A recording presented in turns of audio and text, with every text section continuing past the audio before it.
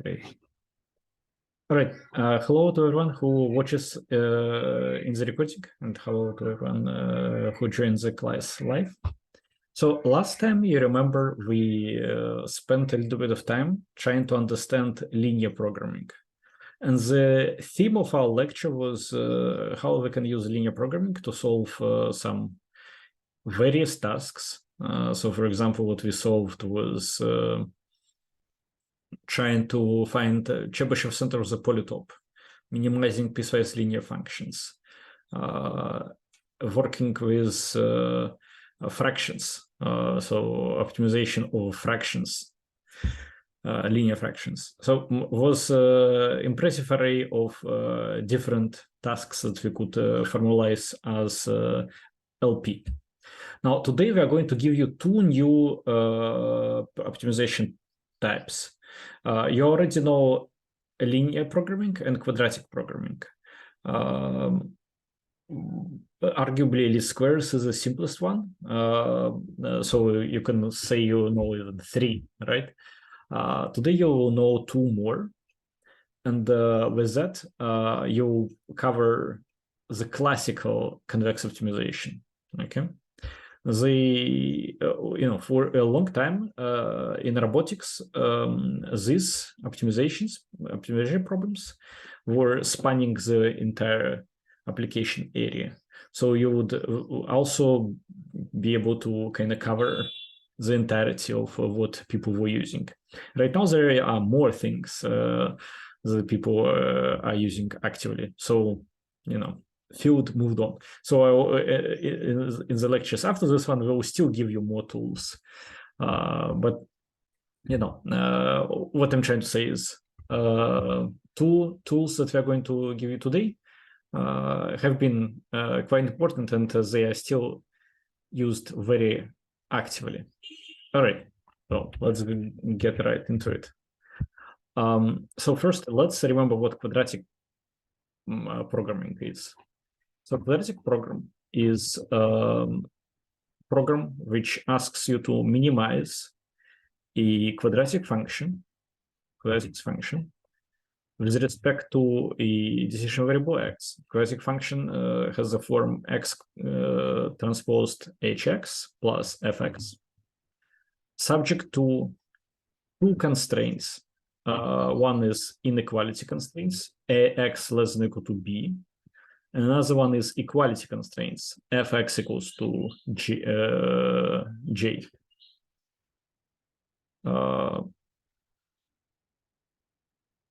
This is a general form of quadratic program. When you ask a solver to solve quadratic program, the solver will often ask you additionally to, for example, provide it with initial guess, but you don't have to. It would also be happy if you provided bounds on the variables. Bounds are different from linear inequalities only in the sense that they bound individual variables. Here, for example, linear inequalities, you remember the 2 lectures ago, we discussed how they look. They can describe a general polytope, right? For example, polytope like this can be described as the linear inequalities. Whereas bounds on the variables describe always boxes. So bounds would describe always something like this, okay? Upper bound, lower bound, upper bound, lower bound. So they would always describe rectangular boxes. And that, of course, you can imagine is decoupled, is nice for the solver in some ways. So some solvers like to ask you for those bounds, But if you want to just formulate the problem as concisely as you can on a piece of paper, this is the description. One is the description for this problem. Okay, so this is a QP. This is a QP. The cost is quadratic. The domain is polytope intersecting with a linear, with a hyperplane described by this equation. Good. That is a quadratic program. Now, QCQP is a quadratically constrained quadratic program. So quadratic program is constrained by linear inequalities, linear equalities. QCQP is constrained by linear equalities and by quadratic inequalities. So what this line, let me do it this way. What this line that I boxed in orange box does is it describes an ellipsoid. So the shape it describes can be roughly said to be like this. The orientation can be anything. Zoom just doesn't allow you to orientate your ellipsoids, but it can be anything. But in general, it is ellipsoid. So this guy describes an ellipsoid. The cost is still quadratic, so the cost is exactly as in QP. Equality constraints are still linear. And in general, you would see that equality constraints would very rarely be anything but linear. The reason is that if you have, let's say, equality constraints of the type, just as an example, let's say x times x equal to 1. So you would think this is like a very simple non-linear constraint, right? X times x equal to 1. Well, this describes a unit circle, right? This describes a unit circle. The problem with this constraint is that it is not convex. So it describes not the interior of the unit circle, it describes the outer region of the unit circle. So if I pick a point here and a point here, both of them lie on the domain, right? But the line that connects those points does not lie in the domain, so it is not convex. Since it is not convex, the program that contains this inequality is not a convex optimization problem. And therefore, you cannot solve it using convex optimization solver. So this problem is entirely out of our domain right now. And this means that equalities usually would not come with quadratics or anything like that.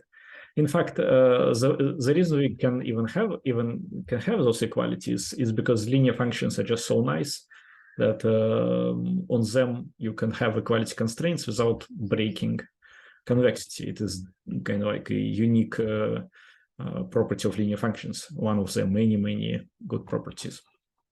So usually you don't expect to have equalities in front of anything but linear functions.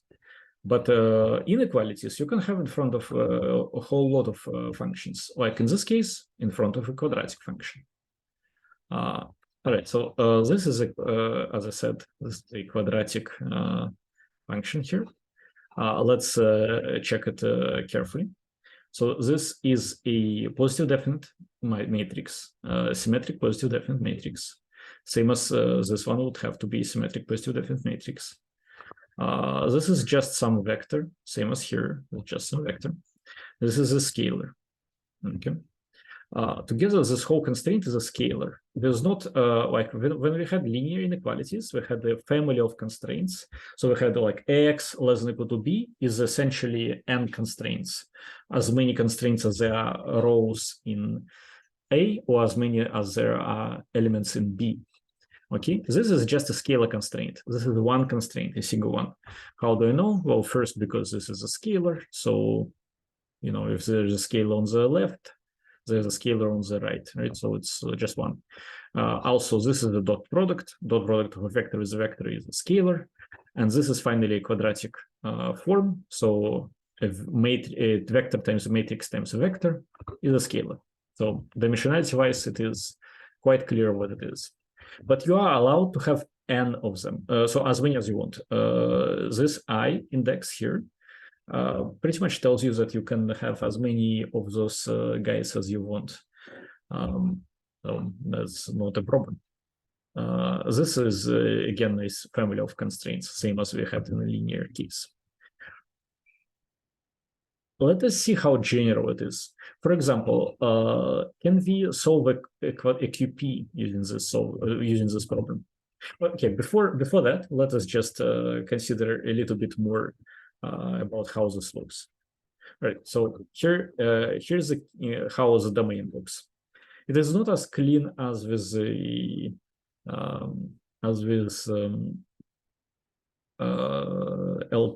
LPs or QPs, because here's the domain. You can see it looks like this, right? It has all those boundaries, which are the boundaries of one quadratic function, and here are the boundaries that are boundaries of another quadratic function. So the domain, total of the domain is something interesting, but not necessarily a ellipsoid or anything like that. It is an intersection of ellipsoids. And this already should tell you that this formulation is nice. Why should I tell you that? Well, because you imagine if you previously had to only use lines to approximate something. Now with this guy, you can use half circles, ellipsoids, etc. to approximate things. And who stops you from making very elaborate approximations using this type of a problem? One thing you can ask yourself is, for example, can I do something like, let me give me some space. Well, let's say you look at this and you say, can I, for example, do something like, here's one ellipsoid, here's another ellipsoid. Let's say like this. Okay. And I want to join them with some lines. So I want to do this and this. And I want this kind of like, ellipsoid plus lines. So what I care about is the interior of this ellipsoid. So let's say you will care about this whole interior region. Can you do that? Well, here the problem, of course, is that you can only work with intersections. So this already doesn't work because those two ellipsoids don't intersect. You'll be like, okay, let me then try something like, slightly less, maybe slightly less complicated. Okay, one ellipsoid. Here's one ellipsoid. Here's, for example, another ellipsoid. So you can see the intersection is here, here, here, and here. But let's say you also want to cut it with a line. So you want to cut it with a line. So let's say you also want to cut off this part. So you want this, and then this, and then this, and then this. Okay. Can you do that? Right. Well, yes, you can. And how? Well, you can take this, ellipsoid. You are allowed to have as many as you want, and you put P, this big P, this quadratic form matrix, to 0. If you put it to 0, what you have remaining is just a linear inequality. And linear inequality is exactly what this blue line would represent. So it would be kind of like, this. Just delete this upper part of the domain. So yes, you can combine linear inequalities and ellipsoidal inequalities in your QCQP. So in terms of domain, this gives you much more flexibility. You don't have to any longer use approximations when you want your domain to be a circle or ellipsoid, and you can approximate other domains using more complex figures than just a circle or just an ellipsoid. Questions so far?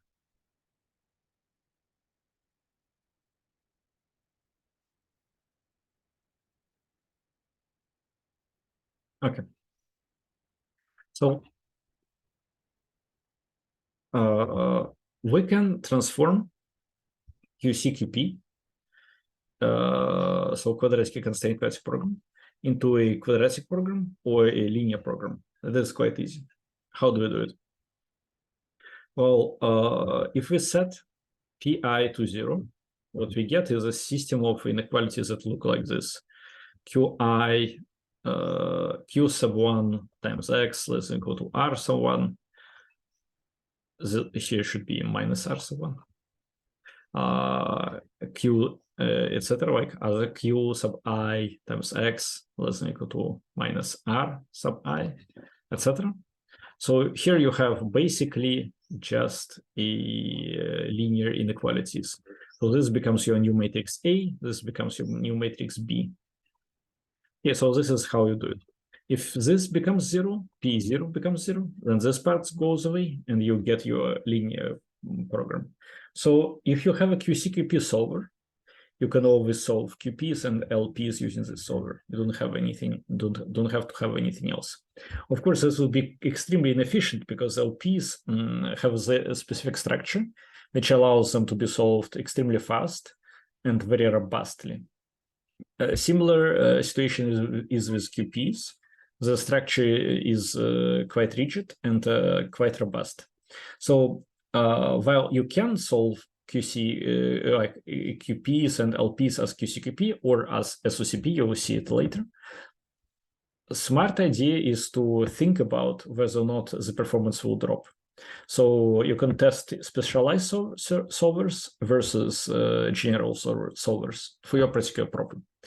LPs, for example, gain a lot of attention by being able to solve problems with enormous amounts of variables.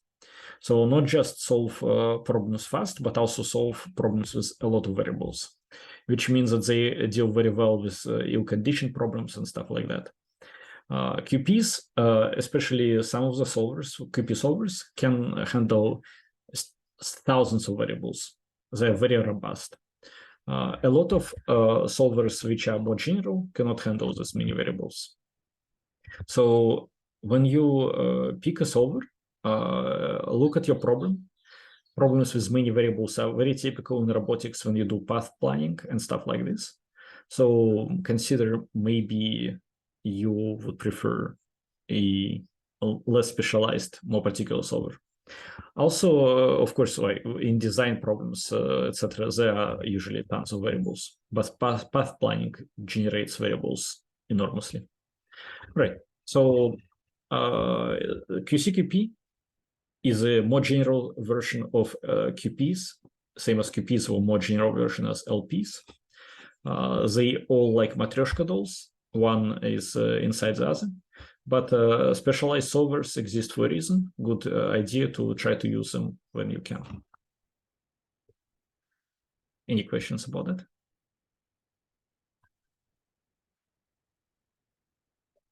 Right. You can ask me about anything, from the beginning of the lecture anywhere. So I will just move on, but stop me and we'll go back and discuss. All right. So what I want to present to your attention now is this problem. Can we rewrite this expression, which is expression for what I said, ellipsoidal constraints, in a canonical form of ellipsoid? So this is a canonical form. Some variable is describing an axis of an ellipsoid, like, I mean, one of the principal directions of the ellipsoid, divided by, sorry, I don't remember terminology for those, but, by coefficient squared. There's another one, there's another one. Why do we want to do this? Well, sometimes it is nice to be able to tell that you're actually working with ellipsoids, with, and it will be even more interesting when we start doing it with more complicated figures like cones. Also, it is a good exercise. Exercises like this are good for you to understand possibilities how to manipulate equations to get from one form to another. So consider this an exercise. Okay, I will show you how it's done. You'll try to pick up on the tools that I use, ideas, etc. All right, so first we'll start by defining a substitution. Substitution will be x0 equals to 1/2 minus 1/2 of p inverse q. Where did I get the substitution? So let me show you how I got the substitution. What I wanted is this form. What I wanted to have is this form. Instead of this, I wanted this. Okay. Why? Well, I didn't like linear term here. In here, you don't have any linear terms, anything linear with respect to decision variables. So I wanted to get rid of the linear term. How do you get rid of a linear term? Well, often enough, what you can do is you square a difference. So you have you have, let's say here, like x minus x0 times p times x minus x0 is essentially like a square. Okay, that is what I want. That is the first important detail, right? Linear terms, same as R, but especially linear terms, have to do with translation of the ellipsoid. Ellipsoid doesn't have to be centered at 0. Those you have to do with translation. And this is the most typical way to translate something like an ellipsoid. You replace the original variable with the difference. So this new x0 will be pseudo center of the ellipsoid. Okay, maybe it will be actual center. It's like you cannot throw those assumptions around. You cannot just say, oh, x0 is the new center of ellipsoid without proving it. So I don't want to kind of give you a habit of doing this. But if you want to try to prove that x0 is the center of the new ellipsoid, you can go ahead. It's a very worthy thing to try. All right. So this, I just wanted to get rid of linear term. So I constructed this guy, expanded it, and in the expansion, I found the connection between x0 and q, and that is the connection. And that is the substitution that I proposed. Right. Also, I propose another substitution, which is here, minus d equals to r minus x0 transpose p x0. That is basically a new constant term instead of r. We'll replace r with this new constant term. And that is that. It's still a scalar. It will be just simple and useful. So, but that's it. Of course, we could rewrite what d is in terms of the original variables. If we substitute this guy on the both sides, what we will get is minus q transposed p inverse q divided by 4. So we could do that as well. Okay. Now, let us prove that this guy is equal to this guy. So this is our original expression. And we want to prove that this new expression that I proposed is going to be equal to the original expression. How do we do that? Well, first we we open the brackets first. By opening the brackets, we get this expression, this guy in front, linear term, quadratic term, constant term, and minus d remains the same. Okay. Next, what we do is we put our x0 into here, and we put our minus d into here. Okay. So in blue is what we substitute. Now let us first look here. So clearly 2 and 1/2 will cancel. That's clear. Now the rest is there is a transpose. So q will be become q transposed. It will go in front.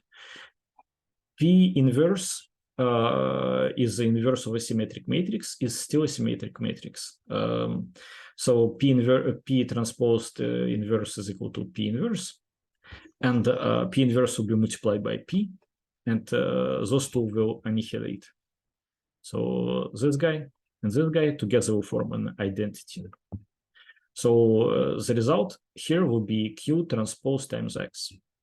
So in fact, it will be this term. Now let's look at at here. Let's look at here. What's going to happen there? Well, what's going to happen is this guy will annihilate with this guy. That is also going to happen.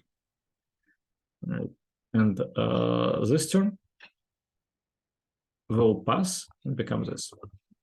Now, finally, there is one more term that doesn't do a change, and that is a quadratic term. It passes through.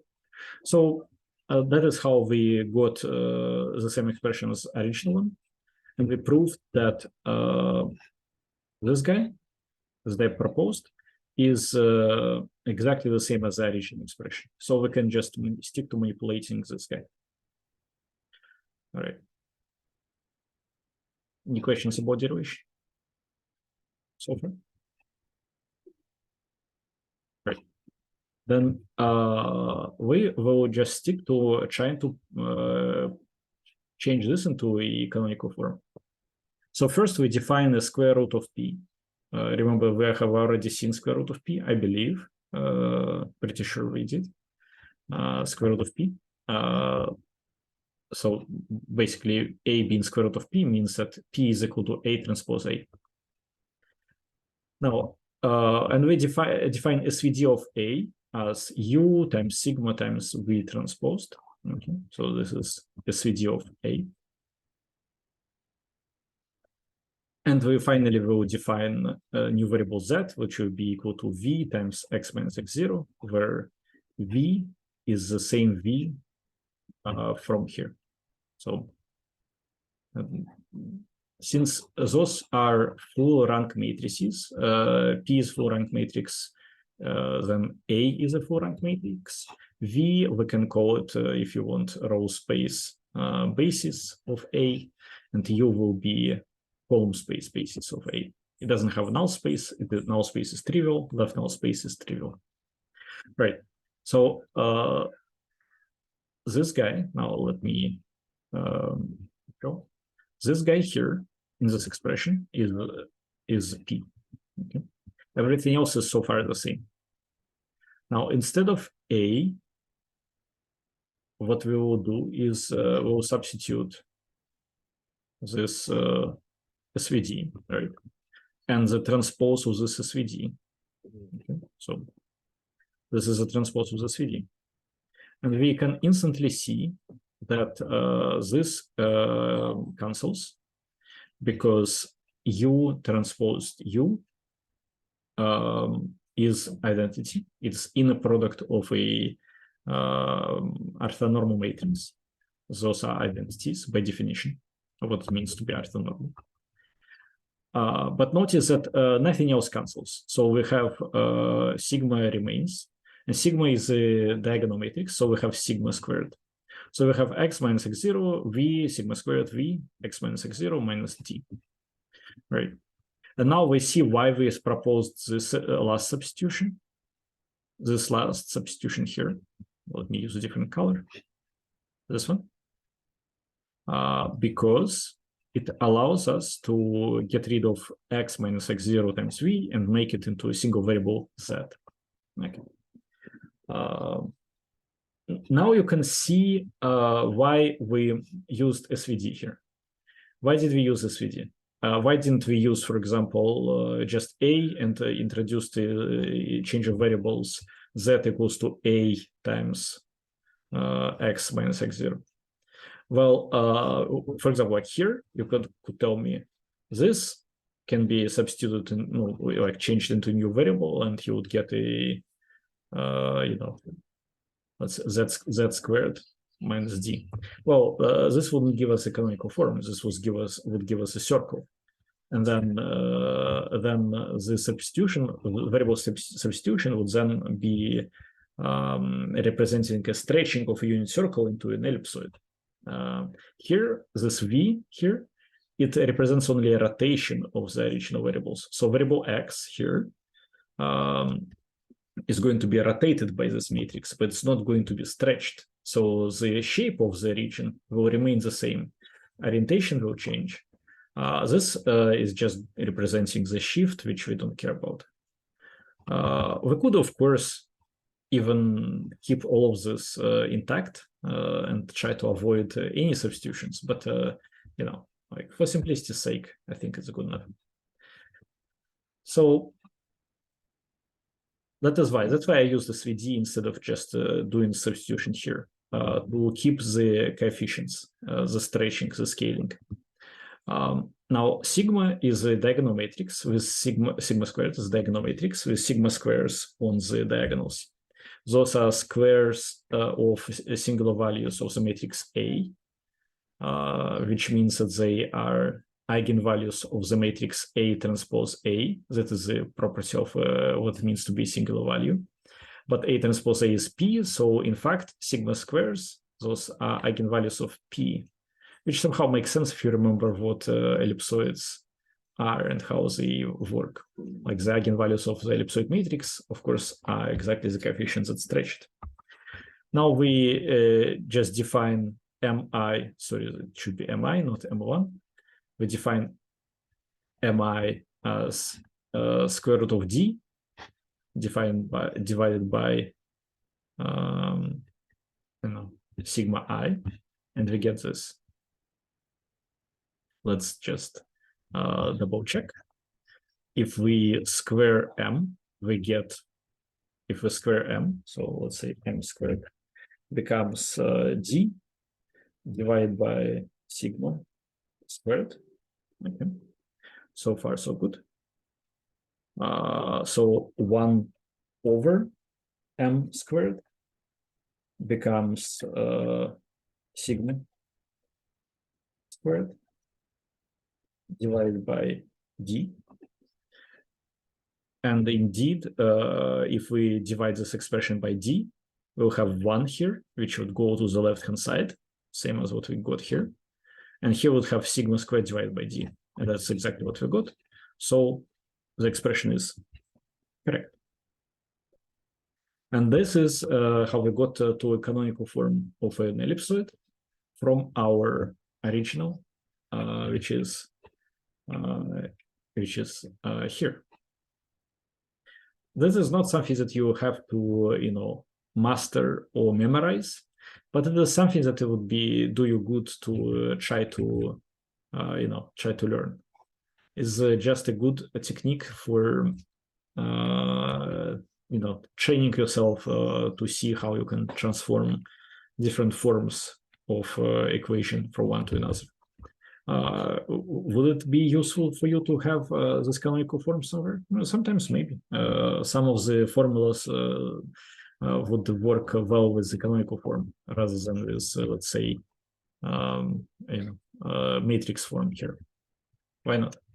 And you would have this connection, and it's also nice to avoid, recentering your ellipsoid. Let's say you want all your intuition to work when the ellipsoid is at this point 0, 0.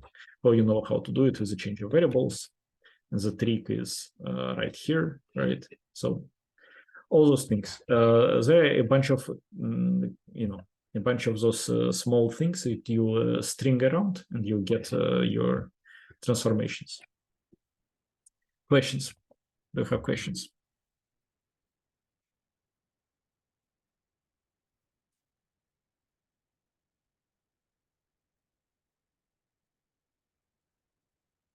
All right.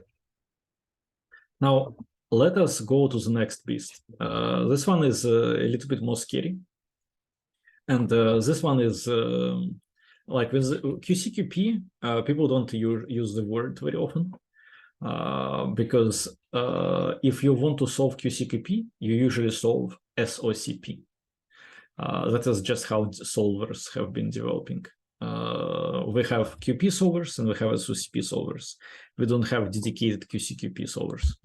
So this one is a more general problem which you usually try to solve.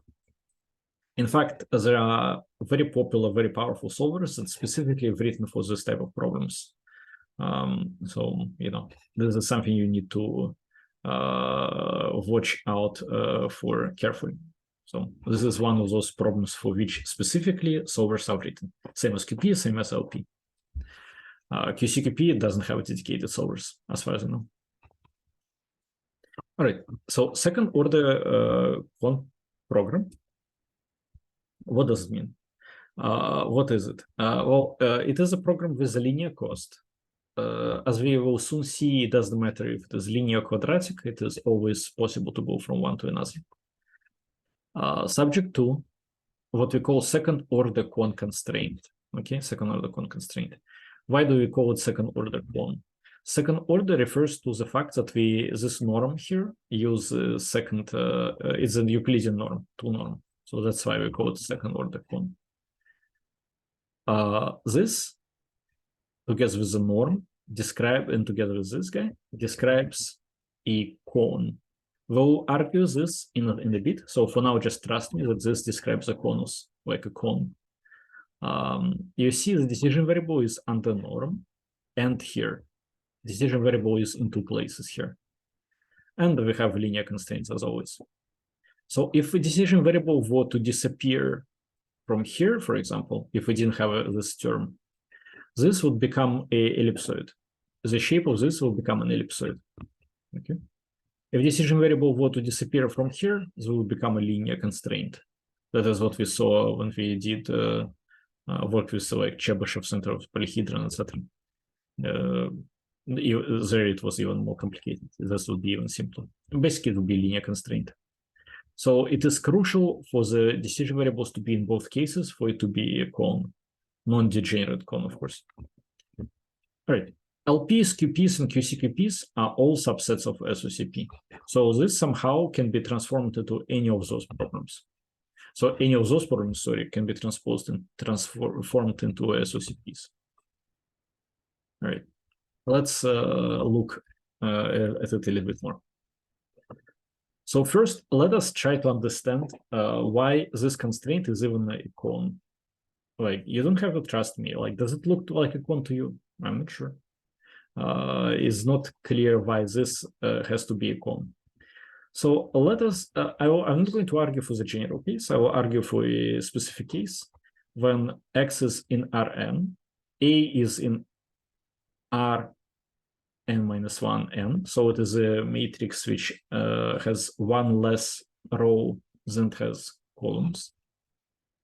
And the rank of A and C together is full rank, so n.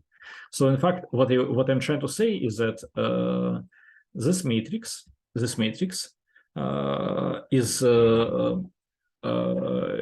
if you add this C transposed as a last row to it, it would form a full rank matrix. So C is somehow not spanned by the rows of matrix A. So it contains some component in the null space of A, I guess. That's how you can say it. So you, if we combine them like this, if we stack them like this, we would get full rank. This is the case we are considering. Why we consider such a strange, complicated case? Well, we'll use inverse in one of our derivations further. So that's why we want the rank of this matrix to be n, and that's why we want it to be n by n. So just for inversion, that's all. All right. So we'll consider this case. So we can introduce this substitution. This substitution looks even crazier than the previous one. Previous one at least made some sense. This looks like one of those crazy things you see in math textbooks, which just don't resonate. But if we look, we will see it actually does resonate. So notice this row is essentially just what we want to be here. And this row is essentially what we want to be here. So somehow we'll have to find a way to multiply sigma by something that would slice off first n minus 1 rows to give us this guy, and then slice the last row to give us this guy. So we would have to just slice somehow. That is all. That is all there is to it. So in a sense, you can say that sigma, the first n minus 1 elements are these guys, and the last element of sigma is this guy. That is all. So the substitution looked crazy, but when you look at it carefully, it is not. It is actually quite trivial. All right. How do we slice? Well, we can use for that identity matrix which is itself sliced. So the first n-1 rows of identity matrix, we'll call it E, and we'll get the last row of identity matrix, we'll call it small e transposed. So E would be like diagonals 1, 1, 1, 1, 1, but it would miss the last row. And this matrix is just 0, 0, 0, 0, 0, 1. So the identity matrix sliced horizontally. Right? That's what it is. All right, then we can rewrite this guy like this. So we can imagine when you multiply Xi by E, by big E, what you get is, since it is identity, but without last row, what will happen, it will take the first n-1 elements of Xi and pass them without change. But the last element will drop. So we'll get exactly this. And we would get this guy here would drop from Xi. Okay. Now, when we are going to do the next multiplication here, this is going to be multiplication of Xi by E transposed. E transposed only going to get the last element. It is, remember, it is 0, 0, 0, 0, 0, 0, 1, like a row. Multiplied by Xi, what you get is only the last element of Xi, which is this C transposed times X plus T. That's exactly what we have here. So what we'll get is this original expression just represented in this kind of nice, clean form. Okay, one matrix multiplying Xi less than or equal to one vector multiplying Xi. So we got rid of those linear parts of this and of this. We got rid of those, and same as before, this is because we want to transform to canonical form. Right? Let's move on and see what it gets us. So we want this expression to be rewritten in that form. And indeed, that is exactly what it is. If you open this up, what you see is it will be Xi1, Xi2, Xi3, Xi4, norm of this vector, less than or equal to this guy. But what is the norm? Well, the norm is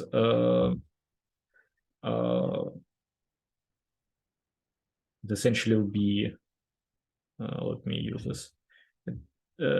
If we don't square this expression, what we'll get is something like this. And no square here. Okay, that is what we'll get if we directly consider this expression. That is what it is equal to. But if we square it, and we can't square it because both parts are positive, we'll get this expression from there. And that is the canonical form of a cone. Usually with a cone, we would have let's say x1 squared plus y, x squared plus y squared minus z squared, something like this. Here is different variables, but the same idea. So this is the canonical form of a cone. And the map to get from C to X is given as AC inverse times Xi minus BD. And this is where we use the fact that this matrix is square and full rank, because otherwise we wouldn't be able to map back into the original coordinates, and it won't. I mean, we can write a lot of canonical expressions, but if we cannot map them to original coordinates, we have to ask ourselves what exactly we are trying to represent. So this is what we got here. We proved that our expression is actually just a cone in canonical form, but we need to make this quite elaborate transformation, and we rely on assumptions about A and C matrices being with their size and with their rank. Those assumptions, as we will see in examples that I will show you, are completely reasonable. completely reasonable as long as you are trying to work with actual cones. Sometimes we don't try to work with actual cones, and then those assumptions will drop. But the problem will still solve. It is just that you have to think what kind of a geometry do you describe with a cone where A is, let's say, full rank matrix. It is no longer as simple. In fact, one of the exercises that I can propose to you, but that is very advanced. So, don't feel bad if it is too difficult. But one of the exercises I can propose to you is try to visualize a cone. Try to plot it in Python or MATLAB. Just plot a surface that would look like a cone based on matrices A, B, C, and D. The reason it is advanced is because with these assumptions is already a little bit difficult, because like how are you going to draw a cone? What you would probably want is like find those concentric circles and somehow from them build your surface, right? But you would have to think about how to do it. And if this guy is not orthogonal to, if this guy is not, like, let's say, orthogonal or to this guy, or if this guy is not, if this property doesn't hold, it's like you have to just wonder if this is real cone or not. So this is I'm leaving to you. But you see in the examples again that this assumption is perfectly reasonable when we actually discuss stuff that is supposed to be conic in the high school, meaning of the word. Okay. Sorry for this abstract discussion. Yeah, but if you want to challenge yourself, visualize a cone. That would train all your muscles that we were trying to develop here. All right. So now let us. Do you have questions? Sorry, I moved on. Do you have questions? All right. So now we have a bunch of possibilities that are becoming just increasingly simple. So first of all, we can write a problem where domain is a unit ball. Like here's a host, here's domain, unit ball. We could do it, of course, with QCQP too. It's just there it would be P would become identity and Q would become 0. But here is unit ball with norm. We can do ellipsoidal constraints, same as QCQP. Here is the ellipsoidal constraint. So here now ellipsoid looks like a deformed unit ball. So you can, this is one of the ways to represent an ellipsoid. We'll have an entire lecture on ellipsoids later, so don't worry. We'll cover all of this, but this is an ellipsoidal constraint. Okay. Now, let me go. So we can, in fact, show that from this, we can always go to QCQP. So with this constraint, we can solve QCQP problems. If we set our linear term in our second order quant constraint to 0, we get this guy, right? That's what we get. This expression here, right? But we can square it because both sides are positive. So we get this expression here on the right, this expression on the left. Now we open the brackets and we get what we get after opening the brackets is quadratic term here, linear term here, and a constant term here and here. Okay.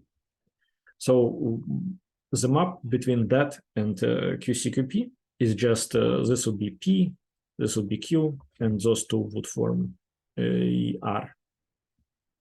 Let's see if we have this in action. So yeah, so this is how we'll do it. But we still need to make the cost quadratic. The cost so far has not been quadratic. The cost is linear, and we want a quadratic cost. So to make a quadratic cost, we can write the program this way. We'll minimize t which will be less than or equal to this function and subject to the same constraints as before. So what is this? Well, we're going to minimize t, but t is bigger than this guy. So minimizing t, we minimize this whole thing here. And this whole thing here is a quadratic quadratic function. So this will be the same, this whole program will be the same as this program downstairs with the where we minimize the quadratic function, as long as, and let me now clear this, as long as h would be equal to square root of, sorry, h will be a0 squared, so h is this, basically. Okay. So h is this. And as long as b, this b will be chosen to be equal to 1/2 of a inverse f. Where did I get this last substitution? Well, there are multiple ways to think about it. One way to say is, let's just substitute this guy into here. What we will get is 1/2 would cancel with 2. Then we would have a minus 1 times a would become identity. And the remaining would be f transposed times x. And that is exactly what we have here as a linear term. That is one way to think about it. Another way to think about it is, let's just try to express, like find what is in front of this guy. And this is supposed to be f. And from this f, we find what b is supposed to be like. Okay. So here we found what a0 is, what b0 is. And this is how we can, a0 and b0, that is something that we can represent in this form. So this is the QCQP. And remember, from there, here we can go to list to SOCP.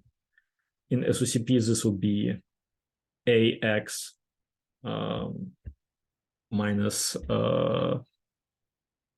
ax plus b0. So we can easily go back to SOCP from here. Just remember that this t will stay. This t is a decision variable. So it will be, this will be a second order clone. It has decision variable here. So just important detail. And that's it. That's it. That is it. This b, this constant term plays absolutely no role, because constant terms added to the cost play no role. So the cost of those two functions will be different, but a difference will be b0. But so optimal solution for this guy will be different from optimal solution for this guy. And the difference will be b transpose b. So if you want absolutely the same optimal solution, you should add here b transpose b0 transpose b. Is it b0 transpose b0, something like this, which you can do through these expressions. So you can even compute what b0 transpose b0 will be like. It will be f transposed 1/4 f transposed h inverse f, and it will be here as a constant term. But do we need it? I mean, we would have to show me a practical problem where we would need to have this kind of thing. All right. So far we managed to reproduce quadratic cost that is typical of QCQPs, and we managed to reproduce ellipsoidal constraints from second order clone constraints. And that is how we show equivalence of those two. And we know that equivalence to QPs and LPs is implied because QCQP can be always represented as, can use to solve LP and QP. In practice, this is what happens. So when you want to solve QCQP, you would most likely be solving it with the SOCP solver. Just important thing to keep in mind. As far as I remember, the popular free SOCP solvers is like Sedumi, well-known solver. The programs like, I believe, I don't want to lie, I think Mazek is famous for having a good SOCP solver. That is a commercial solver. So those programs, SOCP, they have been like a keystone for convex optimization for a while. Programs that are more general than the SOCP, such as SDP, we're going to look at them, I believe, next lecture, have been still in development. So those, a lot of people think of them as still being in the development stage. The solvers are not as good yet as they are for SOCP. So people are very happy about using SOCP left and right, but SDP, for example, people are still slightly on the fence about. Of course, they become better and better, but SOCP solvers are very good. Let me double check. How much time do we have? We are running out of time, or do we have time? I guess 30 minutes we have. Oh, good. Very, very good. Very cool. Thank you. Good. So now let me show you an example. An example of what we can do with our tools. So the example is friction cone. We'll try to formulate a problem where we would reason about normal reactions and friction cones. Did you study friction cones, any of you? No, I guess. Maybe we know the function if it's... So friction cone is the mathematical idea that describes how friction force behaves. So the idea is that friction force cannot leave a friction cone. Here I draw the cone in this blue, as this blue cone. It is always, the cone is always orthogonal to the surface to which the force is applied, to which you contact, right? The friction force cannot leave the cone. Why cannot it leave the cone? Well, maybe in high school you probably have seen experiments or something like this, where you say normal reaction times friction coefficient would have to be bigger than friction force. Maybe something like this. You would say friction force is always less than or equal to normal reaction times friction coefficient. That is a description of a friction cone. It is just that in 2D, this becomes a linear inequality. In 3D, it becomes a cone because the direction of your friction force is not included. So it can point in any direction you want, but as long as its length is less than the length, or I mean, like the norm is less than the norm of normal component of reaction times friction coefficient, it is possible. As soon as this is broken, no longer possible. So in other words, total reaction force in contact scenario would have to lie inside a friction cone. So friction is a horizontal component or tangential component. Normal reaction is a normal component. All right. Okay. So if you can imagine here, it would have a unit vector that would be like a normal component, defined normal component, and the orthogonal complement of this unit vector would define tangential component. Okay. So let us define this. So this will be a basis in the tangent space of the surface. So you have a surface, you have a tangent space. So to the surface, this is a basis there.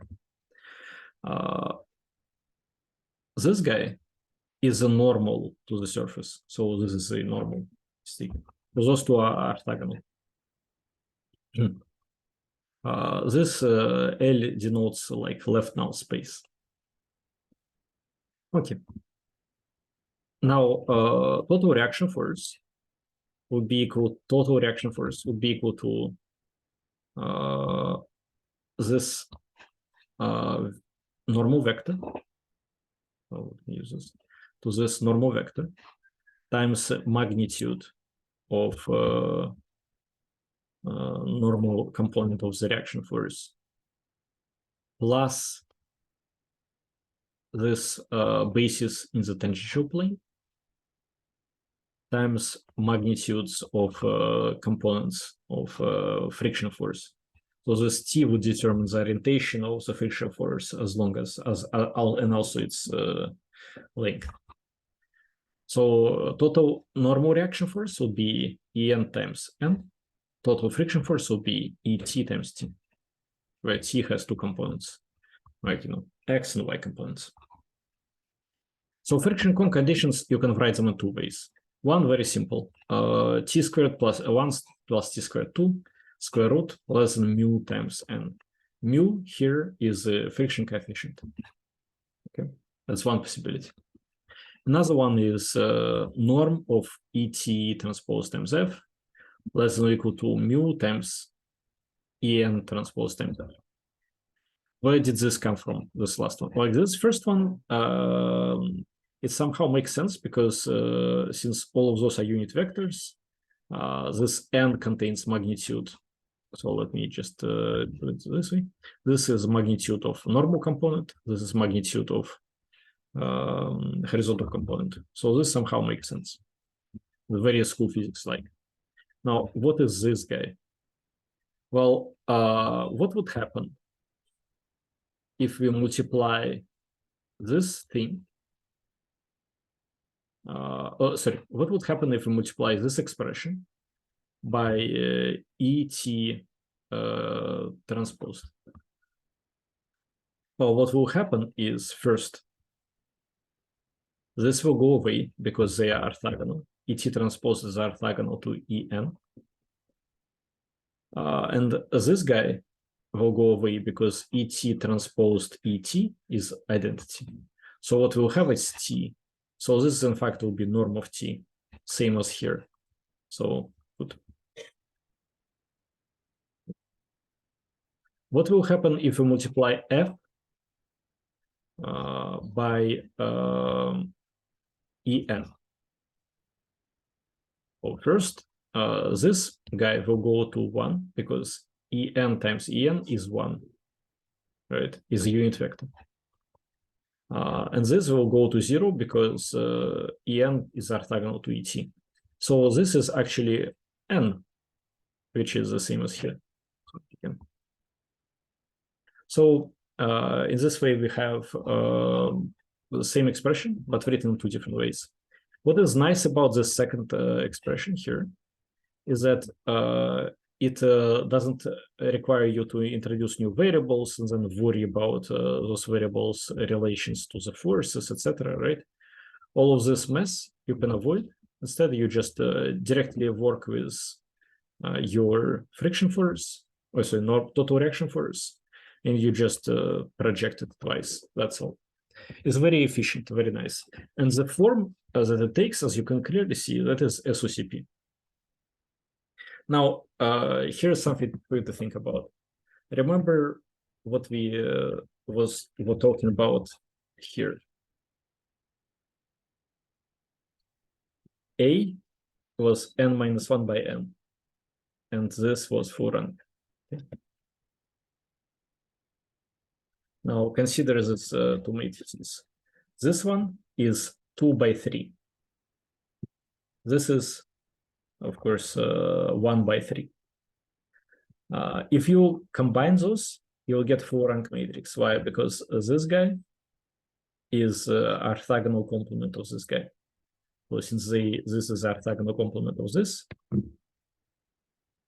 there is nothing to it, but for them to be formed together, basis that spans the whole space. That is the definition of what it means to be orthogonal complement, right? So, in fact, you can see the most natural example of a cone that we are going to find in robotics automatically satisfies our conditions. This is because our conditions were designed for cones of this type. So, not for maybe generalized cones, but for those high school cones, let's say. So this is how you can work with friction without any worries, right? So if you want to, there are suggestions for exercises, but yeah, ultimately that's it. That is the extent. Now, just one more word about this problem, since this I think will be in your second homework. So just a couple of suggestions. Here you can think about, when you think about this cone, what you can think about is how to approximate it. So imagine this is your cone, right? You can, you think about it as this guy, right? Good, this is the cone. Now you can approximate it. A very rude approximation, very kind of like rough and not very maybe smart approximation is something like this, right? What am I writing here? Oh, I'm trying to draw a prism which would kind of sit inside the cone.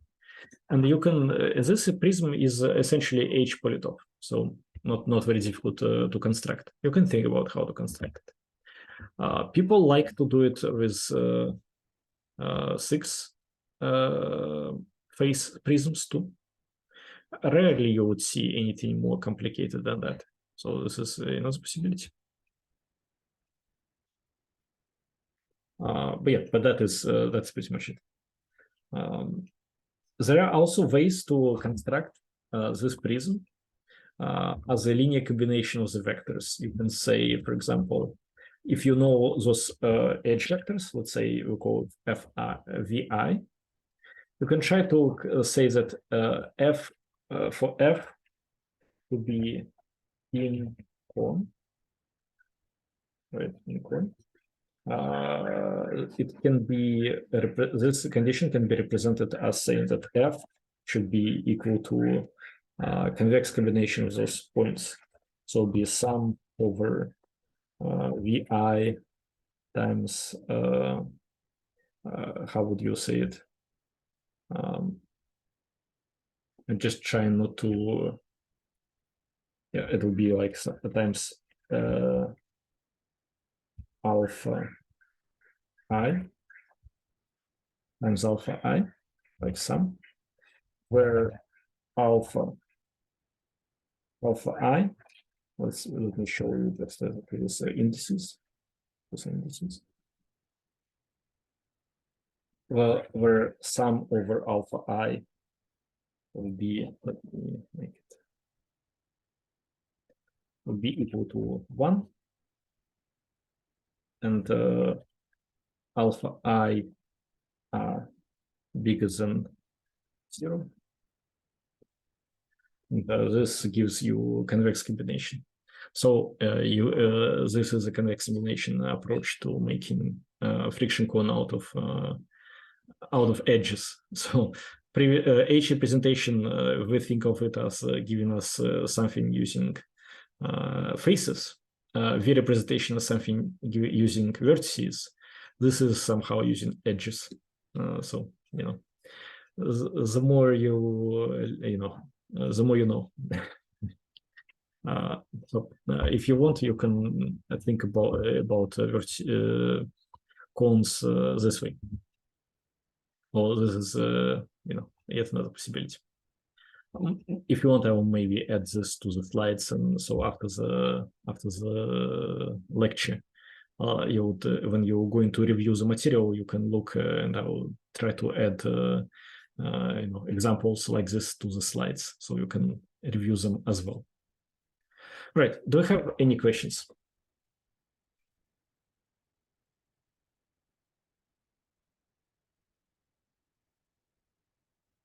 Okay, if not, then this is it for today's lecture.